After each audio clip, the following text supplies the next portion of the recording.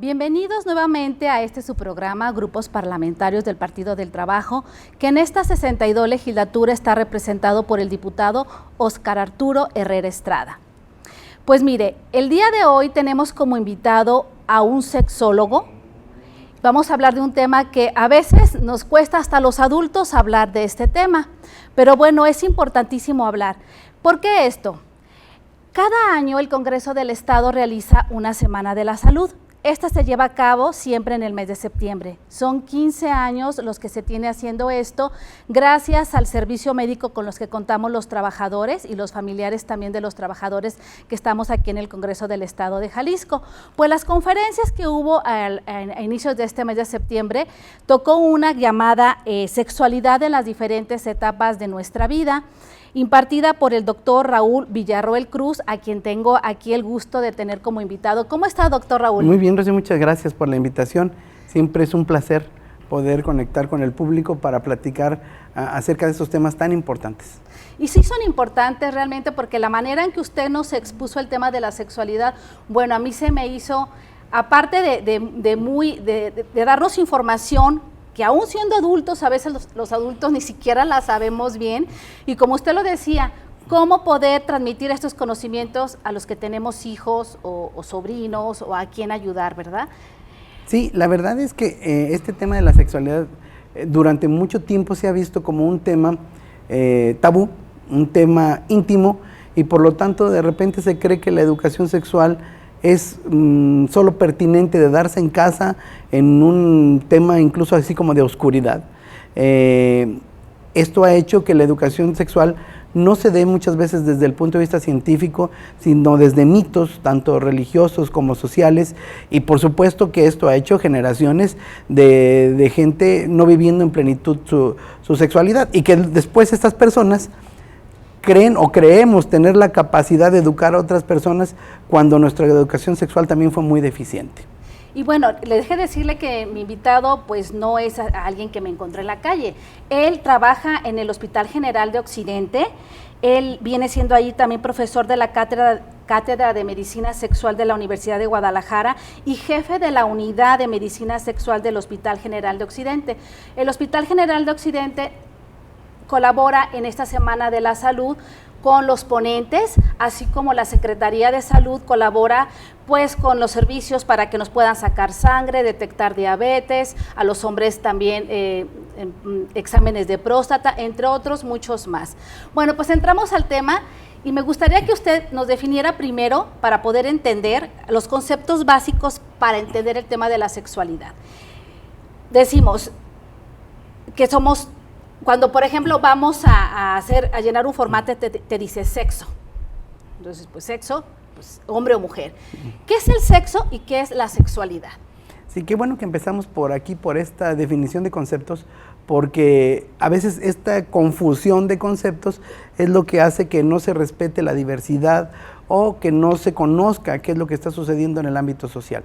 Y entonces confundimos sexo con sexualidad, con tener relaciones sexuales, y lo decimos de manera indistinta, ¿no? Decimos, ayer tuve sexo, queriendo decir que tuvimos relaciones sexuales, o un encuentro erótico afectivo, o una cópula, cuando sexo realmente son ese conjunto de características biológicas que nos definen como hombres, mujeres o estados intersexuales, que va desde nuestros cromosomas, nuestras hormonas, hasta nuestra apariencia anatómica. Y esto del sexo es parte de 5 componentes que tiene la sexualidad. Y desde ahí partimos que este es otro concepto, que es sexualidad. Y de repente hablamos de sexualidad humana. La sexualidad es humana siempre. ¿Por qué? Porque la sexualidad tiene 4 o 5 potenciales que voy a desglosar y voy a decir por qué 4 o 5. Los 5 potenciales que tiene la sexualidad humana son: 1, el afecto, esta capacidad que sentimos de amar a los demás en sus diferentes variantes. 2, el erotismo, que es esta percepción placentera a través de los sentidos desde el punto de vista sexual. La tercera, ya la dijimos, es el sexo, que son nuestras características biológicas. La cuarta, que algunos engloban en la misma de sexo y género, es el género, que es esta concepción social de nuestro sexo. Hago la diferencia, por ejemplo, yo cuando nací, mi mamá dijo, ¿qué tuve, doctor? Tuve un niño. ese es el sexo. El niño, que el médico valoró por las características físicas anatómicas. Pero después ya empezaron a decir, no, pues hay que comprarle ropita de azul, unas pelotas, unos carritos, y hay que ponerle un nombre de niño, y todo contextualización es el género. Y es muy importante decir que el género tiene tiempo y geografía. ¿Por qué? Porque de repente también exigimos que todo el mundo tenga el mismo comportamiento de género, cuando no es lo mismo, porque si estamos diciendo que es social, no es lo mismo hace 100 años que en otra parte del mundo. Pongo un ejemplo. En la Edad Media, ninguna mujer hubiera podido utilizar pantalones porque le hubieran considerado desviada, bruja, confrontadora, y lo hubieran hasta quemado en la hoguera, ¿no? Sí. Hoy es parte del género. Claro, también se estereotipa qué tipo de pantalones, ¿no? Otro ejemplo, esto es en tiempo, en geografía. Si estuviéramos en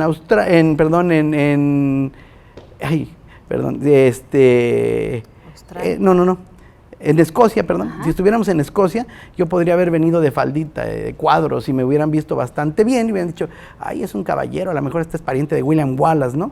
Pero aquí, si hubiera venido de falda, hubieran pensado que me estoy trasvistiendo. Entonces el género tiene tiempo y tiene geografía. Y cuando decimos tiene tiempo y geografía, tiene un contexto político, porque el tiempo y la geografía tienen costumbres y consecuencias políticas de estas costumbres. El último punto de que forma la sexualidad es el potencial de la reproductividad. Insisto en que todos estos son potenciales que podemos desarrollar o no. Potencial de reproductividad, yo diría, yo puedo tener hijos, pero no los quiero tener. Ah, bueno, es un potencial. Pero luego alguien preguntaría, ¿y hay quien no los puede tener? Sí, sí se pueden tener, porque es un potencial de reproducción biológico o social.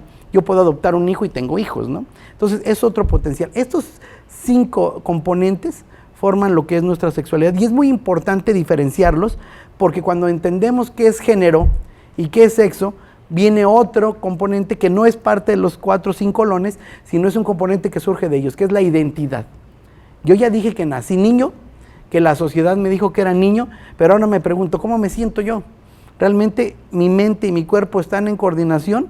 Si es así, me llamo cisgénero. Si no es así y me quiero trasladar al otro género, soy un transgénero. Si además quiero modificar mis cuestiones biológicas corporales, soy un transexual. También es muy importante definir que esto es un concepto muy independiente, bueno, no muy independiente, pero diferente, porque sí se relaciona, no podemos decir muy independiente, diferente, pero que se correlacionan todo el tiempo, de la orientación erótico-afectiva. Esto es, a quién amo, con quién quiero compartir mi erotismo, mi placer. Esto es muy diferente y la gente los confunde. Cuando alguien dice, es transgénero, entonces es homosexual. No, eso es otra cosa. La orientación sexual puede ser heterosexual, puede ser bisexual, homosexual o pansexual.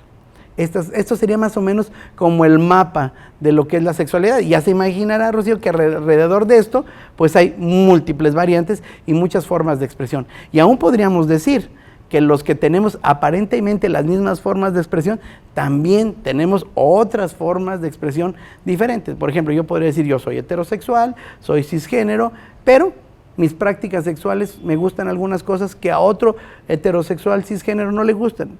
¿Por qué recalco esto? Porque tenemos que entender que entonces viene otro concepto que hay que tener muy claro, que es la diversidad. Cuando hablamos de la diversidad, a veces dicen, yo sí respeto a la diversidad. Y cuando decimos respeto a la diversidad, respeto a los demás que no piensan como yo. No, yo soy parte de la diversidad. Cuando decimos qué tan diversos somos, hay 4 o 5 partes de la diversidad. No, diríamos que en México hay 120 millones o más de diversos, ¿no? O sea, cada uno de nosotros es una sexualidad diferente. No, claro que sí, porque por ejemplo, uno como mujer se comporta, yo como mujer me puedo comportar muy diferente a otra mujer. Claro. ¿No? Entonces creo que cada persona es un mundo. Y si estos 5 componentes que usted dice que tiene el sexo, pues cada quien los vive en mayor o menor grado, ¿no? Sí, es que son potenciales, entonces los expresamos de diferentes maneras. Por ejemplo, para mí puede ser muy erótico, no sé, un beso, y para otras personas puede no ser nada erótico, ¿no? Para otras personas puede ser muy erótico que le muerdan la orejita, o X, ¿no? Hay gente que le resulta muy erótico un aroma, una imagen, entonces somos muy diversos. Entonces la sexualidad así tal, como el concepto de sexualidad, ¿usted cree que ha venido evolucionando. ¿En qué momento nos encontramos históricamente en comprender la sexualidad? Esto es muy interesante porque el abordaje de la sexualidad desde el punto de vista científico realmente es muy joven. ¿Por qué? Porque a través de quienes se encuentran en el poder han intentado esconder la sexualidad. ¿Por qué? Porque la mejor forma de educar en la sexualidad es educar en el poder sobre uno mismo, en el decir yo soy dueño de mi cuerpo, yo soy dueño y merezco respeto de mi cuerpo. Y eso a veces, pues a muchos grupos históricos no les ha convenido que la gente se sienta dueña de sí misma. Entonces, el estudio de la sexualidad desde el punto de vista científico es relativamente joven. Si lo comparamos con otras áreas médicas como la cirugía o la histopatología, ¿no? La sexualidad, desde el punto de vista científico, comienza con el abordaje psicológico de la sexualidad por Sigmund Freud, el abordaje estadístico y de la diversidad por Alfred Kinsey, y estamos hablando todos del siglo XX apenas, ¿no? Bueno, Freud es finales del siglo XIX, principios del XX. Estamos hablando ya después de William Masters y Virginia Johnson, que se dedican ya a investigar cuál es la respuesta corporal a los estímulos sexuales. Se encargan ya de ver cuál es la respuesta sexual humana. Y de ahí comienzan un montón de investigadores más que pudiéramos ir mencionando, pero estamos hablando que no tiene más de 100 años la sexualidad vista desde el punto de vista científico. Desde el punto de vista científico implica 3 componentes: el componente biológico, el componente psicológico y el componente social. Todos se pueden investigar desde el punto de vista científico. Entonces ha habido investigadores como Michel Foucault, que se ha dado a la tarea de hacer un análisis histórico, social y político de la sexualidad, ¿no? Entonces realmente es muy joven, pero podríamos presumir que en eso hemos aprovechado a los mexicanos, y los mexicanos somos muy buenos sexólogos. En México tenemos de lo mejor que hay sexológicamente en el mundo, y podría decir, por ejemplo, que el fundador de la World Association of Sexuality Health es un mexicano, que es Eusebio Rubio, que es quien precisamente definió esta teoría que acabamos de hablar de los solones o de los potenciales. Y otro sexólogo muy conocido a nivel mundial es David Barrios Martínez, que es el que lo modificó esta teoría a los 5 lones, y que tiene por supuesto que muchísimo escrito en materia de investigación, y es un maestro muy destacado y reconocido en todo el mundo. Entonces, sí, la sexualidad se ha estudiado desde el punto de vista científico con relativa modernidad, porque además, por supuesto, que el oscurantismo, una de las cosas que más ocultó fue el estudio de la sexualidad. ¿Por qué? Bueno, pues porque lo mitificó, lo hizo pecaminoso para poder mantenerlo en la oscuridad. Y es como si se hubiera visto la sexualidad como solamente en un aspecto genital, ¿no? Sí, además, eso es muy triste porque además de esconderla la genitalizamos, ¿no? Dijimos, sexo es igual a genitales, y eso trae muchos problemas que vemos en la consulta de disfunciones sexuales, porque la gente genitaliza su sexualidad. Piensa que solo hay sexo, solo hay erotismo en el pene y la vagina, en el pene y la vulva, y no. Todo nuestro cuerpo es un cuerpo sexuado. Por ahí decimos con mucha frecuencia nosotros que el órgano sexual más grande del cuerpo es la piel, porque todo nuestro cuerpo es sexuado, toda nuestra piel es sensible. Y luego decimos también que el órgano tal vez más importante de la sexualidad, cuando todo el mundo espera que nos vayamos a los genitales, nosotros decimos, es el cerebro. Entonces sí, se genitalizó mucho la sexualidad, se guardó en un rincón, se metió al closet, y la mantuvimos ahí oculta durante mucho tiempo. Y eso hace que de repente hoy en día vemos discusiones como decir que los papás dicen, no, es que el derecho a la educación sexual de mis hijos es mío. Por supuesto que no. El derecho a la educación sexual es de los niños, no de los papás.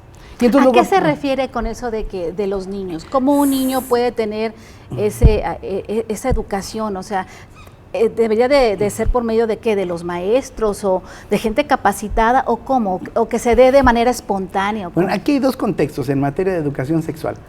Educamos sexualmente desde que el niño nace, y se educa más con las acciones que con las palabras. Y esto es muy importante, porque yo puedo decirle a mis hijos, oye, las mujeres no se maltratan, y después poner a mi hija a lavarle la ropa a mi hijo o callar a mi esposa, y entonces eso impacta más que lo que estoy hablando, ¿no? Entonces se educa sexualmente con los hechos, pero también debe de haber una educación desde el punto de vista científico, porque estamos diciendo que nosotros somos generaciones de mala educación sexual. Entonces, como padres, ¿cómo vamos a dar una buena educación sexual a los hijos? Bueno, finalmente yo siempre pongo el ejemplo, ¿no? Si tu hijo es arquitecto y tú no lo eres, no le enseñaste arquitectura tú porque tú no lo sabes. Claro. Si tu hijo es médico y tú no lo eres, pues tampoco le enseñaste tú. Si no sabes sexualidad, hay una parte del ámbito científico que tú como padre no le puedes enseñar. Y la educación sexual debería darse en la escuela de manera formal desde el preescolar. Cuando la gente escucha uno de estos, dice, ¿cómo vamos a explicar sexualidad desde el preescolar? Bueno, hay que situar qué le vamos a enseñar al preescolar. O sea, no le vamos a enseñar manuales de erotismo a un niño de 4 años. Le vamos a enseñar a ser dueño de su cuerpo, a conocer todo su cuerpo, a llamarle por su nombre y algo muy importante que necesitamos con urgencia aquí en el estado de Jalisco y en el país entero, la prevención del abuso sexual. Todo eso se debe de comenzar a enseñar desde el kinder, pero hacemos todo lo contrario, no queremos que haya educación sexual en las escuelas, no llevamos a los niños a grupos o talleres de educación sexual y los educamos desde prejuicios, desde preceptos arcaicos y de desempoderamiento del niño. ¿Qué le enseñamos con mucha frecuencia a nuestros hijos? Cállese y obedezca a sus mayores. ¿Qué les enseñamos con frecuencia a nuestros hijos? El cuerpo no es tuyo, te lo prestó Dios, te lo prestó la naturaleza. Con esas dos condiciones, imagínese, Rocío, ¿qué puede pasar cuando alguien le dice, préstame tu cuerpo? Pues se lo prestan, primero porque no es de ellos. Segundo, porque normalmente se los pide alguien que tiene autoridad, que le dio la familia sobre de ellos, ¿no? No desobedezca a su tío, no desobedezca al ministro religioso, no desobedezca al maestro, no desobedezca al padrino, y entonces cuando el padrino dice, préstame tu cuerpo, se lo prestan, ¿no? Entonces, estamos hablando de que 8 de cada 10 niños que sufren abuso sexual lo sufren sin ser forzados. Esto es, el niño lo permite. Mucho cuidado, no pensar que porque el niño lo permite está bien o el adulto que lo hace es inocente de un delito. Por supuesto que no. El niño lo permite porque le enseñamos, lo educamos, lo sometimos para obedecer a los adultos, ¿no? Entonces, esto es, si nuestros niños tuvieran educación sexual desde el kinder, como se da en los países desarrollados, estaríamos evitando 8 de cada 10 abusos sexuales. Y vaya que en nuestro estado es una enfermedad social que tenemos que combatir ya con energía, y se combate con educación sexual. Claro que sí, y también la violencia intrafamiliar, en este caso también, ¿verdad? Bueno, pues tenemos que ir a un corte, regresamos con ustedes en unos segunditos más.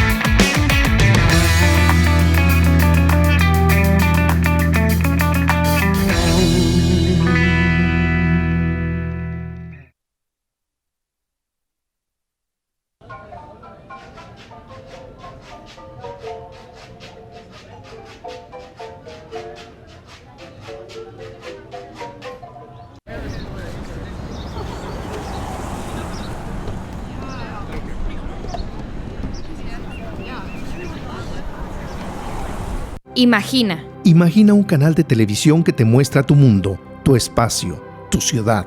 Descubre.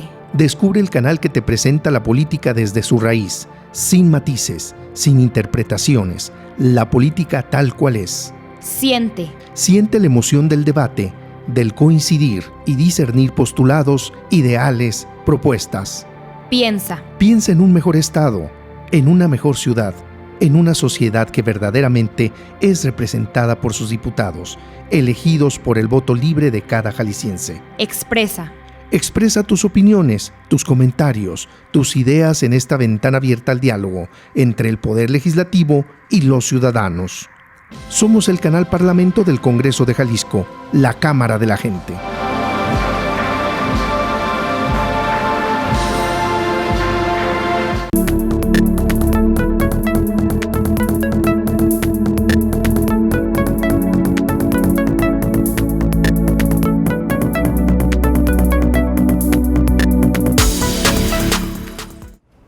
Regresamos con ustedes a su programa Grupo Parlamentario del Partido del Trabajo, que en esta ocasión estamos hablando de un tema que a veces para la sociedad es un tema escabroso, ¿no? Hablar de sexualidad.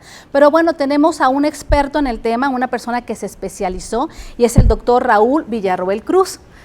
Bueno, doctor, vamos a continuar con el tema. Hablar de sexualidad es a veces, para algunas personas, dejar atrás el tema de lo que es el amor. Y claro, sí lo ligamos a lo que es el erotismo, pero como que al amor no, porque dice uno, puedes tener tú una relación con una persona erótica, sexual, sin amor. Y quisiera que nos explicara un poquito más esto. Sí, cómo no. De hecho, esto es lo importante de hablar de potenciales, ¿no? Y lo dijimos muy claro, entre los potenciales de la sexualidad está el amor y el erotismo, que son dos conceptos diferentes. ¿Se puede amar sin erotismo? Sí, sí se puede. ¿Se puede erotizar sin amor? Sí, también se puede. ¿Se pueden juntar? Pues se pone como más chido, ¿no? Entonces, sí es cierto, son dos conceptos muy diferentes que tenemos que aprender a diferenciar para entender por qué hay diferentes prácticas erótico-afectivas, ¿no? Hay gente que puede tener sexo sin amor y mantener su relación amorosa aparte, sí. Hay gente que puede estar muy enamorado de alguien y nunca tener una relación erótica, sí, también se puede. Pero sí se puede dar sí, entonces. Claro que sí. También. Incluso un día podemos hablar nada más de nuevas formas de vida afectiva. Ajá. Y podemos hablar, por ejemplo, de poliamor, ¿no? Gente que ama a más de a una persona, o de relaciones de situaciones como la asexualidad, ¿no? Gente que vive muy feliz sin tener erotismo en periodos prolongados o incluso en toda su vida. ¿Pero eso es sano, doctor? ¿Se podría decir que es sano sí, claro, o es un trastorno? No. ¿Qué haría la diferencia? En sexualidad pocas veces hablamos de algo trastornado, y esto es muy importante decirlo, porque si somos diferentes y somos muy diversos, entonces lo que cada quien siente, como cada quien quiera vivir su sexualidad, es respetable. Claro. Diríamos, entonces, ¿no hay límites? No, sí hay límites. ¿Cuáles son los límites? Primero, no lastimar a nadie. Segundo, no abusar de brechas de poder. Esto implica dinero, política o edad. Entonces, todo eso ya no es una sexualidad sana, ¿no? El abusar de una persona por algún tipo de poder, el lastimar a alguna persona, todo eso sí ya nos saca de contexto. Pero de ahí en fuera, las prácticas sexuales son muy diversas y son sanas. Si alguien no quiere tener vida erótica en un tiempo prolongado o en toda su vida, es sano siempre y cuando no le cause ningún problema, ¿sí? ¿Cuál haría la diferencia en la que yo le diría a una persona que se dice sexual, ve a terapia? Si me dice, yo soy asexual y vivo muy feliz, mi trabajo me hace muy feliz, mi escuela me hace muy feliz, mis relaciones afectivas no eróticas me hacen muy felices, perfecto, no tengas erotismo nunca si no quieres. Pero si alguien me dice, estoy atravesando por una etapa en que no se me antoja nada, no quiero nada, pero antes sí, y ahora esto no me hace feliz, esa persona requiere de terapia. Que podría estar como en una etapa de depresión, ¿o? Sí, pudiera ser una etapa de depresión o estar cursando por alguna disfunción erótica, ¿no? Y las disfunciones eróticas se tienen que atender en terapia. Ok. Bueno, pues entonces hablemos juntemos el término de lo que es la sexualidad con lo de que es el amor. Uh-huh. ¿Sí? El amor, híjole, es todo un tema, ¿eh? Hablar del amor, nosotros en los cursos que hacemos tenemos disertaciones del amor desde el punto de vista filosófico, artístico, biológico, y si a cada uno de nosotros nos preguntamos qué es el amor, cada quien lo va a definir de manera diferente. dice Luis Miguel, ¿no? Nació de ti, nació de mí, de la esperanza. Pero luego por otro lado José José dice que amar y querer no es igual, que amar es sufrir. Y entonces nadie quiere amar desde el punto de vista de José José, ¿no? ¿Qué es el amor? Miren, algunos psicólogos, sexólogos han intentado definirlo. Hubo un psicoanalista francés, Jacques Lacan, que decía un término que a mí me gusta mucho, porque decía, amar es dar lo que no se tiene a quien no es. Suena como trabalenguas, lo explico. Si yo me enamoro de Rocío y sé que a Rocío le va a las Chivas y yo le voy a la América, mañana ando diciendo que soy americanista, ¿no? O chivista, ¿no? Y a Rocío le pasa al contrario si soy correspondido. Entonces comenzamos a ser quien no somos para construir el que la otra persona quiere. Y el otro, eso sería estar enamorado, ¿no? Sí, eso es lo que pasa. Por eso Jacques Lacan decía, es dar lo que no se tiene al que no es. Para los que estamos más viejitos, yo siempre les pongo el ejemplo de la Chachita y el Pichi, ¿no? De los que vieron nosotros los pobres, cuando Chachita se corta las trenzas para vender el cabello, para comprarle la cadena del reloj al Pichi, y el Pichi empeñó el reloj para comprarle las peinetas para las trenzas, ¿no? Entonces, ese es lo que Jacques Lacan quiere decir, dar lo que no se tiene al que no es. Nos convertimos en medida del otro. Y eso tiene que ver con mucho contexto cultural. Pero, ¿qué es el amor desde el punto de vista biológico? Bueno, nosotros tenemos en nuestro sistema nervioso una parte que se encarga de nuestras emociones. Esta parte de nuestro encéfalo se llama sistema límbico. Y ahí es donde trabajamos el coraje, la ira, el amor. ¿Y el amor con qué se da? Con un neurotransmisor que se ha dado por llamar la hormona del amor, que es la dopamina. Es el que nos hace sentir así como mariposas en el estómago, como volando, pero interactúan muchas otras hormonas. Por ejemplo, la norepinefrina nos da la memoria emocional. ¿Esto qué quiere decir? Que si yo veo una muchacha muy guapa y se me hace así como, wow, la mujer de mis sueños, y luego la norepinefrina me hace que la esté recordando otra vez. Ay, quisiera verlo otra vez y quisiera verlo otra vez. Y me acuerdo cómo iba vestida el día de ayer, etcétera. Pero también tenemos otros neurotransmisores que participan de esto, como son la serotonina, que nos da la felicidad, pero al mismo tiempo regula que la dopamina no se aloque. Y está también la testosterona. La testosterona en hombres y en mujeres es la hormona que nos da el deseo sexual. Por eso de repente cuando llegamos al climaterio, a la etapa ya de la vejez y comienza a disminuir la testosterona, a algunas personas les disminuye el deseo sexual, que se remedia muy fácil con sustitutos de testosterona si es así necesario, ¿no? Entonces, finalmente, para englobar toda esta bioquímica del amor, mencionaría yo la oxitocina, un poco también secundada por la prolactina, que son hormonas que normalmente asociamos a las mujeres. La oxitocina para el trabajo del parto, la prolactina para la lactancia, pero no, tanto en hombres como en mujeres, la oxitocina nos da el apego, el aquí me quiero quedar. Cuando alguien tiene un bebé, una pareja tiene un bebé, se ha visto que los hombres, por el amor, la cercanía, el olor, el sabor de su pareja, comienzan a producir oxitocina y ese neurotransmisor nos dice, aquí me quiero quedar.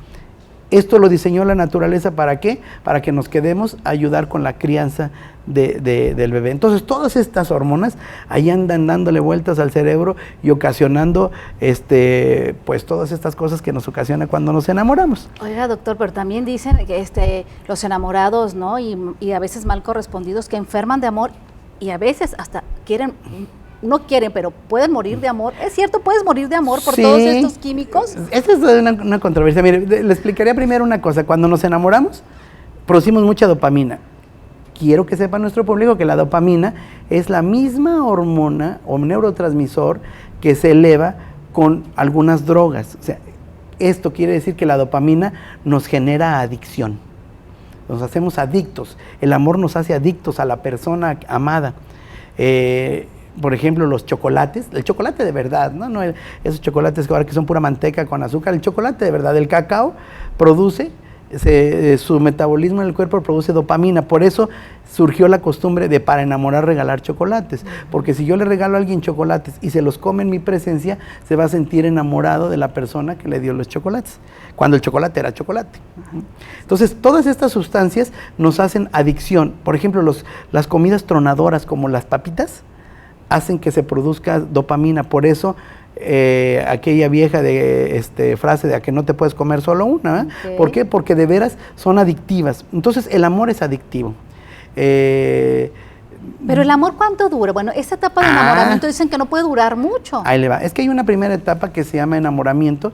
Eso ya son otros conceptos también que diferencian entre el enamoramiento y el amor maduro, ¿no? Que también son conceptos como entre Stenberg, Eric Fromm, que dicen que hay diferentes etapas del amor. El enamoramiento es esta etapa de ceguera, porque además la dopamina hace que se produzca cortisol. El cortisol es la hormona que producimos con el estrés, para pelear o correr. Y si ustedes se acuerdan, cuando estamos en una situación de estrés nos focalizamos. Si nos vamos a pelear, nos focalizamos en la persona con la que nos vamos a pelear y el mundo entero alrededor no existe. Si vamos a correr, también vamos corriendo sobre un objetivo. Si vamos huyendo, lo mismo pasa con el amor, porque hay esta correlación. Andamos ahora sí que como caballo de calandria, ¿no? Las demás personas no existen mientras estamos en esta fase de enamoramiento. Esta fase de enamoramiento es cuando dicen que el amor es ciego, ¿no? ¿Por qué? Porque pasa esto, que de repente no vemos a nadie más, y pasa lo que decíamos de Lacan, comenzamos a construir a la persona que queríamos en el otro o en la otra. No es, pero lo construimos y la construimos y de repente nos cegamos. Pero esta fase dura alrededor de 2 años. Y esta fase termina por disminuir la secreción de dopamina, y aquí hay una cosa muy importante, que es la serotonina. La serotonina regula la dopamina para decirle, ya, cálmate, no te me aloques, ¿no? La serotonina, por ejemplo, es inhibida por el alcohol. Por eso, de repente hay una broma que dicen que la diferencia entre un muchacho guapo y uno feo son 2 cervezas. Tiene algo de razón, ¿no? Porque el alcohol inhibe la serotonina, y entonces cuando inhibimos la serotonina, la dopamina se despega y entonces comienza uno a ver bonito a todo el mundo, ¿no? Entonces, esta fase de enamoramiento dura alrededor de 2 años. Esto no quiere decir que dejemos de amar. Comenzamos a amar de una manera más madura, ya con defectos y virtudes, y luego si además hay oxitocina, hay necesidad de apego, ¿no? Se dice que esta necesidad de apego cuando tiene un hijo dura alrededor de 4 años. Entonces diríamos que entre el enamoramiento y el apego dura este periodo alrededor de 6 a 7 años. Por eso aquella vieja película de la comezón del 7º año, ¿no? ¿Esto quiere decir que tenemos que dejar a nuestra pareja y cambiarla cada 4 años? Quizá. Alguna vez se propuso eso en Europa, que el matrimonio fuera un contrato de 4 años y que se renovara. ¿Por qué? ¿Podemos vivir toda la vida con una pareja? Sí podemos, pero tiene que ser algo muy consciente y tenemos que estar renovando ese enamoramiento cada determinado tiempo, porque si no, el amor, como dice José José, el amor acaba. Y entonces sí tenemos que estar manteniendo. Y aquí abrimos otro concepto, el matrimonio para toda la vida. El matrimonio para toda la vida se inventó cuando la gente moría a los 30, 35 años. Si usted a los 25 años se casaba para toda la vida, pues iba a vivir con su pareja 5 o 10 años. Hoy vivimos 76, 78 años. Si usted se casa a los 25 para toda la vida, son 53 años, ¿verdad? Entonces, por eso hay tan pocas parejas felices, ¿verdad? Hay que hablar con sinceridad. Hay muy pocas parejas. Hay pocas parejas felices. Bueno, es que la felicidad es efímera, ¿no? O bueno, que no se critican y que no están... Sí, la felicidad dura un segundo, dicen por ahí. De nosotros depende cuántos segundos acumulamos seguidos. Sí hay muchos problemas de pareja. Hay muchos problemas de pareja porque estamos sujetos a un esquema, ¿no? Parejas monogámicas, parejas para toda la vida, parejas aprobadas por una situación matrimonial, ya sea religiosa o legal, y esto de repente se pierde lo que nos llevó a amarnos, que es la amistad, el compañerismo. Los griegos decían que el amor entre una pareja debería tener tres componentes: ágape, eros y filios, que quería decir erotismo, amor y amistad. Y a veces eso es lo que nos une y se pierde eso y es lo que nos separa. Faltó en el matrimonio la amistad, el compañerismo. Sí. De hecho, por eso hoy estamos viendo mucho que nuestros jóvenes están teniendo relaciones eróticas con amigos o con amigas en vez de casarse. Porque a veces hay más confianza, porque además no se someten a un compromiso de toda la vida y decimos, y aquí viene algo muy importante. Dicen, ahora los millennials no se quieren casar, no se quieren comprometer. Perdón, pero yo soy un defensor de los millennials, no soy un defensor de los jóvenes. No se quieren casar porque no son hipócritas y porque no quieren establecer una relación para toda la vida falsa, ¿no? Claro. Entonces no se quieren casar porque saben perfectamente que tienen proyectos de vida que antes no había, que quieren estudiar, que quieren trabajar, que quieren ser autosuficientes. Y entonces es mucho más honesto decir, no me quiero meter a vivir con una persona a la que no le voy a ser fiel, a la que no le voy a cumplir los compromisos. Y yo le voy a decir, yo he visto jóvenes más comprometidos con sus les dicen por ahí amigos con derechos, que parejas de casados comprometidos entre ellos. ¿Por qué? El matrimonio no es un compromiso real, es un compromiso firmado. Yo conozco, bueno, en la terapia de pareja, que no vea uno, montones de parejas que la esposa se enferma y el marido ni siquiera se entera, mucho menos la visita en el hospital, ¿no? Y conozco amigos con derechos que se cuidan como nadie se ha cuidado en la vida. Entonces, no es que nuestros jóvenes hoy no se estén comprometiendo, están estableciendo nuevas formas de compromiso. ¿Y usted los ve esto más sano? Sí, más sano, porque finalmente se están adaptando a sus nuevas características sociales. Le planteo un ejemplo que a mí me gusta mucho poner. Mi abuela se casó a los 13 años. A los 13 años, todos los chicos y chicas comienzan a elevar su testosterona y por lo tanto aparece el deseo sexual. Todos, un año más, un año menos, 2 años más, 2 menos, pero es la edad. Y mi abuela criticaba mucho a las chicas que tenían relaciones sexuales a los 13 años. Y decía, son chicas, muchachas calientes, decía. Y yo le decía a mi abuela, pero tú te casaste tú viste a mi papá a los 13. Quiere decir que tuviste relaciones a los 12. Y entonces ella decía, sí, pero yo me casé. Entonces ella se calentaba igual, pero tenía el permiso social porque se casó. Sí. Bueno, otra vez nos vamos al mito. El mito de relaciones sexuales hasta casarse. Suponiendo que mi abuela tuvo relaciones sexuales cuando se casó, pues las tuvo en cuanto se empezó a tener deseo sexual. Mi mamá, como muchas de nuestras mamás, se casaron ya entre los 18 y 20 años. Suponiendo que se esperaron a tener relaciones hasta casarse, esperaron 5 a 7 años. Nuestra generación ya se casó entre los 23 y los 28 años. En el supuesto caso de que nos hubiésemos esperado hasta casarnos, estamos hablando de esperar 10 años de la vida sexual más intensa. Por favor, ¿quién se la cree? Nuestros jóvenes no se quieren casar antes de los 30. ¿De veras creemos que se van a esperar 17 años sin tener relaciones sexuales? Sería hasta injusto, ¿no? Entonces tenemos que pensar que los muchachos están viviendo tiempos diferentes, situaciones económicas diferentes, porque no se puede hablar de sexualidad sin hablar de poder y economía. Decía Oscar Wilde que en este mundo todo tiene que ver con el sexo, menos una cosa. Y le preguntaban, ¿qué? El sexo. Ese tiene que ver con el poder.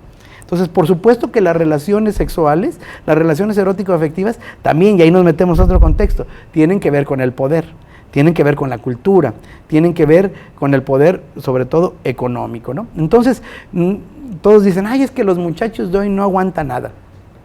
Voy a aprovechar la presencia aquí para defenderlos. Aguantan mucho, los incongruentes hemos sido nosotros. Les enseñamos, oye, quiero que te defiendas, que no te dejes maltratar. Y cuando se defienden les decimos llorones. A los varones les decimos, quiero que seas más sensible, quiero que seas más paternal, quiero que quieras a las mujeres. Y cuando son así, les decimos mandilones o dejados. Entonces hemos sido muy incongruentes en cómo hemos educado a nuestros jóvenes, que hoy yo puedo presumir tienen muchos valores que nuestra generación reprimió. Entonces están viviendo una época diferente, con situaciones diferentes. Y luego, por ejemplo, en el hospital decimos, no, cuando yo era residente, yo aguantaba guardias y maltratos. Espérate, ¿cuál era tu perspectiva económica? Tenías muchas posibilidades. Yo hablo como médico, pero en todos los ámbitos profesionales era lo mismo. Uno sabía que estudiaba mucho, que estudiaba con muchas ganas y tenía garantizado un trabajo. Uno sabía que trabajaba con muchas ganas y tenía garantizado una pensión. Y uno sabía que tenía la vida hecha si era estudioso y trabajador. Hoy no. Sí, y bueno, eso es el cambio de cultura que estamos teniendo. Tenemos que ir a un corte, regresamos con ustedes en unos minutos.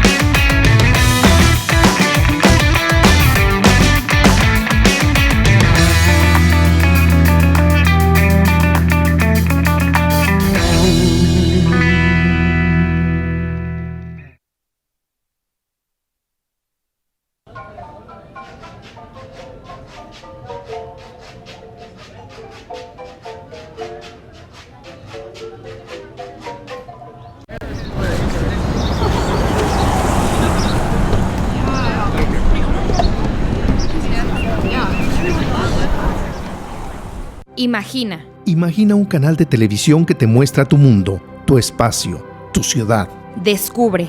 Descubre el canal que te presenta la política desde su raíz, sin matices, sin interpretaciones, la política tal cual es. Siente. Siente la emoción del debate, del coincidir y discernir postulados, ideales, propuestas.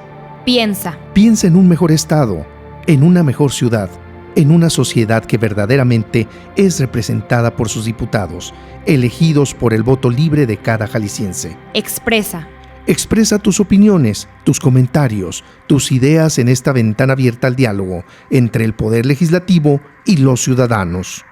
Somos el canal Parlamento del Congreso de Jalisco, la Cámara de la Gente.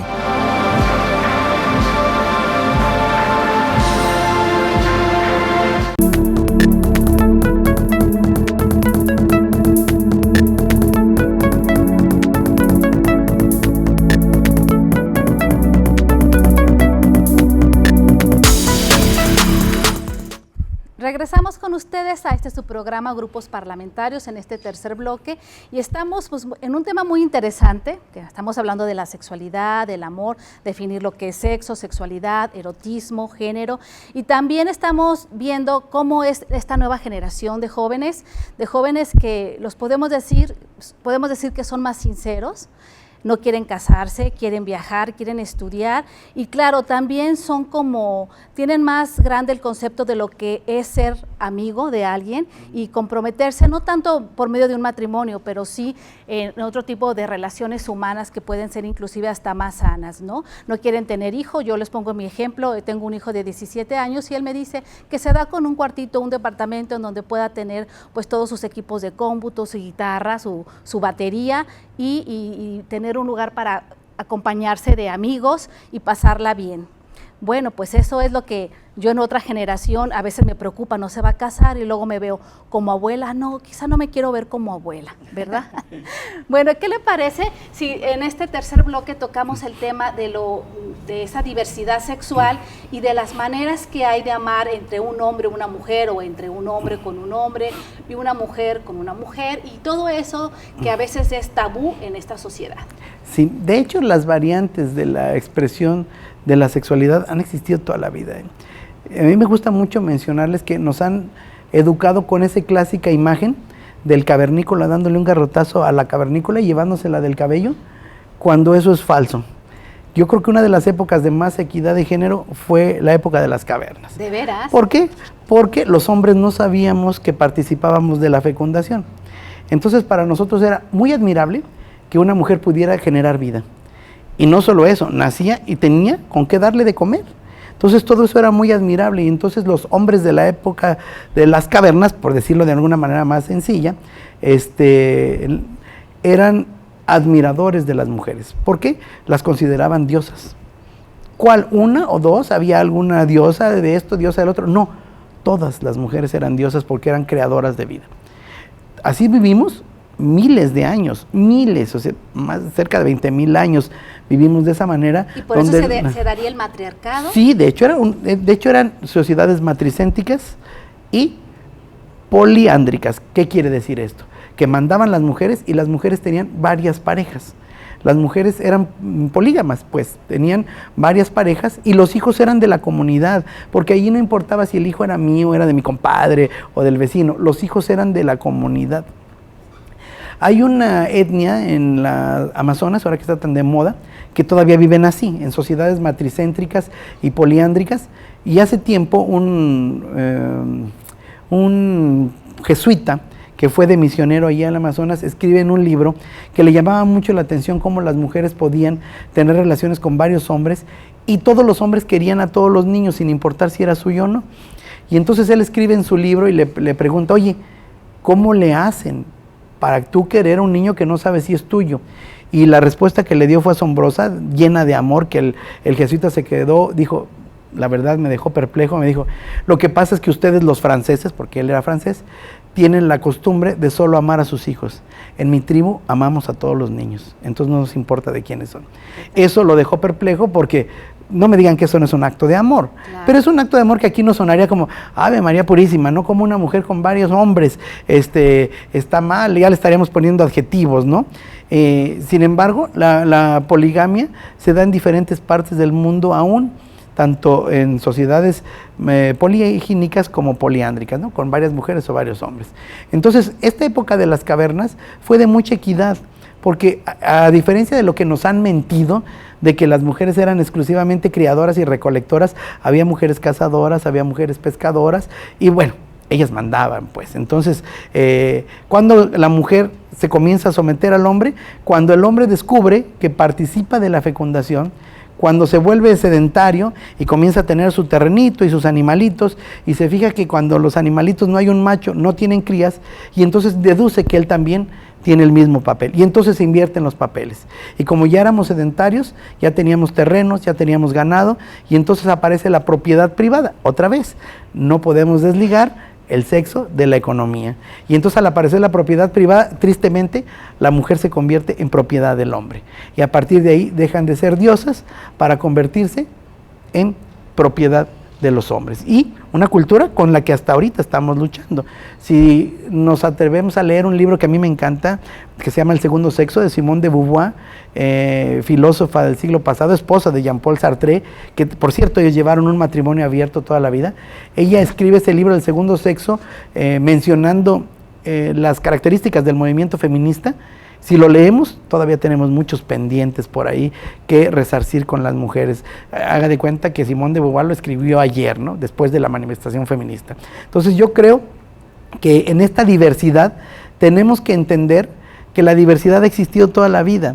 No siempre hemos vivido en la familia que llamamos hoy tradicional, de mamá, papá, hijos, dos hijos, de preferencia la parejita, el perro, el carro compacto y la casa del Fobisto, del Infonavit. No es cierto.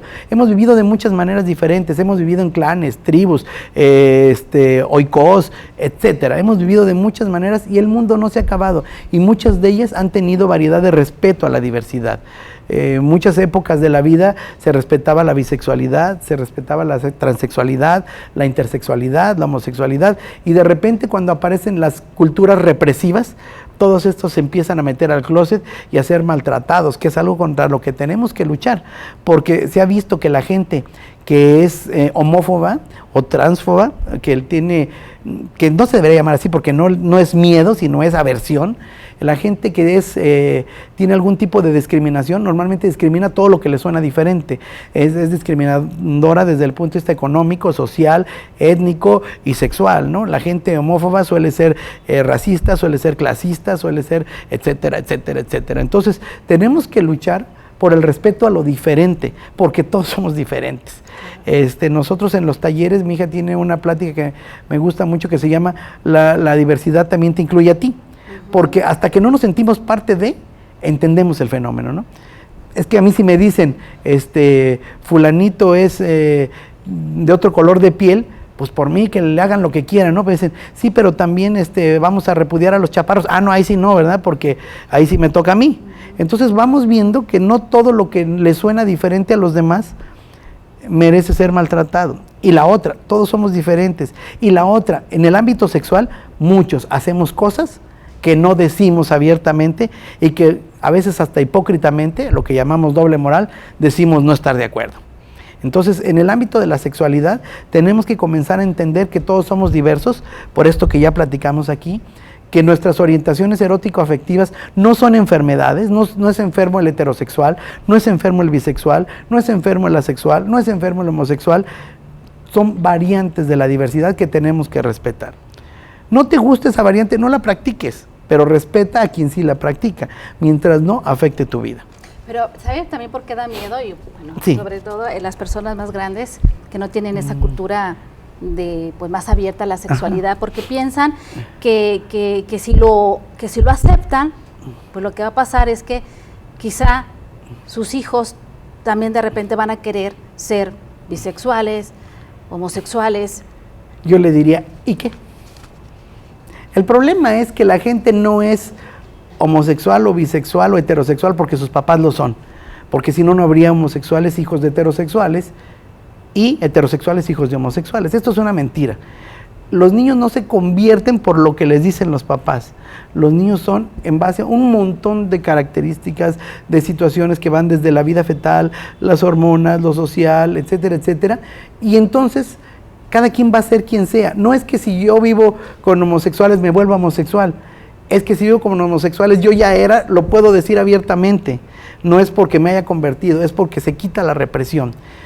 La gente debería de perderle el miedo al respeto a la diversidad, porque todos vamos a tener alguna forma de diversidad en nuestra familia que creemos que no nos va a gustar. Y lo más importante es que nuestros hijos sean felices, no que sean lo que nosotros queremos. Entonces sí, entiendo esta parte donde les da miedo. Debemos quitar el miedo desde dos aspectos. Uno, nadie convierte a nadie por lo que es. Cada quien es quien es y está comprobadísimo. En donde se permite la adopción de niños por parejas homosexuales, se ha visto que la incidencia de homosexualidad en sus hijos es la misma que en las parejas heterosexuales. Se ha visto que el aprovechamiento escolar es el mismo. Solo hay una diferencia, fíjense. Son menos violentos los hijos de dos mujeres que los de parejas heterosexuales. Los hijos más violentos y más irrespetuosos de los demás son los hijos de heterosexuales. ¿Por qué? Porque la heterosexualidad ha crecido en un mundo de violencia y de represión a lo diferente. Entonces no pasa nada por abrirnos. El que los niños sepan lo que hay no los hace ni de una preferencia ni de otra, los hace respetuosos y los hace valorar el amor. Nos da más miedo ver una pareja homosexual dándose un beso en la televisión que ver asesinos descabezando personas, ¿no? Sí. Aunque sea ficticio, en series, ¿no? Entonces, ¿cómo es posible? Estamos educando más en el odio que en el amor, en la violencia que en el respeto. Lo que estamos generando ahí no son niños desde nuestro marco de preferencia sexual, estamos generando niños violentos, irrespetuosos y discriminadores. Entonces, usted que, por ejemplo, los papás que ejercen violencia intrafamiliar están en su sexualidad o vivieron una sexualidad desde que eran niños dañina, una sexualidad dañina, como para que se atrevan a golpear y no tener respeto hacia la pareja. Híjole, la violencia intrafamiliar tiene mucho contexto educativo, por supuesto que sí, tiene que ver mucho con el modelo machista, patriarcal, claro que sí, porque la violencia intrafamiliar es más hacia las mujeres. No digamos que no hay hombres violentados, pero son más violentadas las mujeres, mucho más, y entonces sí tiene que ver con el contexto, pero vamos partiendo desde cómo se genera la familia para saber por qué la familia es violenta. El concepto de familia, poca gente lo sabe, comienza con los romanos. Familia es el plural de famulus, esclavo. La familia era esclavitud. En el concepto romano de familia, el pater, hoy decimos pater es padre, no, pater es patrón. Y era el patrón de la familia, o sea, el patrón de los esclavos. Sí. La familia romana se genera como un modelo de esclavitud, donde la esposa y los hijos son esclavos del pater, del patrón. Por eso se le ponía un grillete a la esposa en el dedo que por dentro lleva el nombre del patrón, no el de ella. Viene siendo como quien dice un anillo. El anillo se genera como un grillete simulado. Un grillete que ¿qué simula? El grillete que le ponían a los esclavos en el cuello, que es parecido al que le ponen a los bueyes para el arado, que se llama yugo. Sí. Por eso, el esclavo que traía un yugo se le decía conyugus. Por eso, con quien yo me caso y le pongo el yugo, es mi cónyuge, mi cónyugus. Entonces, desde ahí nace el modelo de familia que hoy queremos quitarle lo violento, y nace violento, porque en aquel tiempo el pater o patrón tenía derecho a hacer con sus esclavos, entiéndase, su esposa y sus hijos, lo que quisiera, y al final, cuando se separaban, él se quedaba con el producto de ser el patrón, el patrimonio, y ellos quedaban en la calle. Entonces tenemos que, no digo que desaparezcamos el concepto de familia, pero tenemos que resignificarlo terriblemente. Tenemos que saber que hay diferentes formas de familia, que si yo vivo solo con mi hijo soy familia, que si vivo solo con mi hija soy familia, que si vivo sin hijos soy familia, que si tenemos diferentes, en el grupo también tenemos, mi esposa es genetista y sexóloga, y ella dice que familia es con quien compartes el proyecto de vida, no los genes. ¿Por qué? Porque, eso sí también decimos, es tu sangre, tienes que aguantar lo que sea, y estamos generando modelos violentos. Si es tu sangre, es tu cruz, y bueno, podemos hablar de cómo nos hemos educado en una cultura de sometimiento, de respeto y normalización de la violencia, y por eso tenemos que luchar con la violencia en todos los aspectos y con la equidad de género. ¿Por qué con la equidad de género? ¿Por qué? Porque si seguimos viendo a las mujeres como nuestra propiedad privada, entonces la seguimos viendo como un objeto al que podemos utilizar. No, tampoco hay que irnos al embrismo, a luchar contra los hombres. No, la equidad de género, de hecho el movimiento feminista es un movimiento de equidad de género. Las primeras feministas no querían exterminar a los hombres, querían tener los mismos derechos. Y eso es muy justo. Por eso vemos muchos hombres feministas. Luego dice, ¿cómo puedes ser feminista si eres hombre? Claro, el feminismo lucha por la equidad.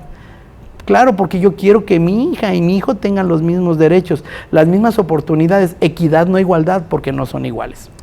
Entonces quiero que tengan los mismos derechos con base a sus características personales, porque si yo dijera los mismos derechos, no estaría yo exigiendo derechos, por ejemplo, para una mujer embarazada, porque los hombres no se embarazan. Por eso es equidad y no igualdad.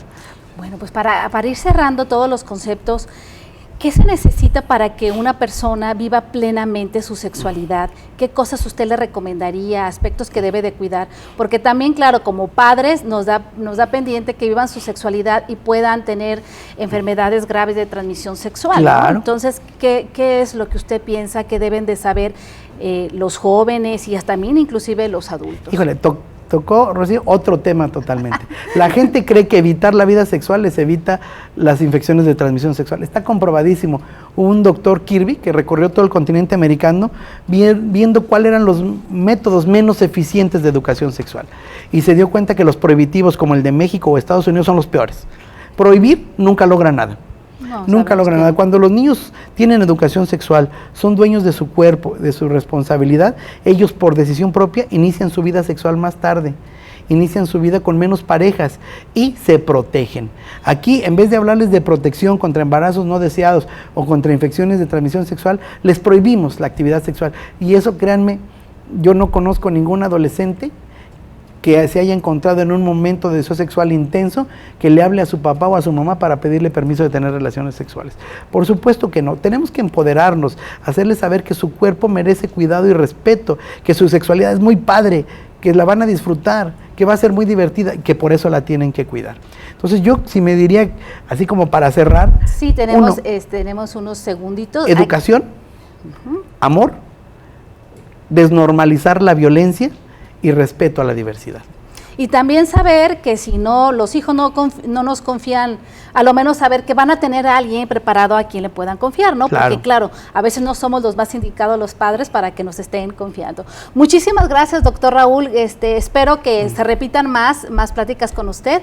¿Algo quiera decirle al público? Pues nada más que el Hospital General de Occidente abrió la primera unidad de medicina sexual del país, el primer servicio. No se imagina una unidad como un hospital aparte. Dentro del hospital hay un servicio de medicina sexual que es el primero en el país, precisamente para todo esto, para atender a la salud sexual. No es un servicio para una cosa específica, sino para todo lo que implica la salud sexual. Ahí los esperamos.